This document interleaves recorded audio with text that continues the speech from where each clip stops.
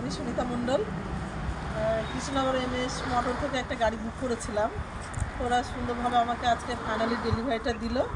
এদের ব্যবহার তো আমার ভীষণ ভালো লেগেছে। আর গাড়ির পেপারসপত্র যা কিছু ছিল এখানকার স্টাফরা খুব সুন্দরভাবে আমাদেরকে বুঝিয়ে দিয়েছে।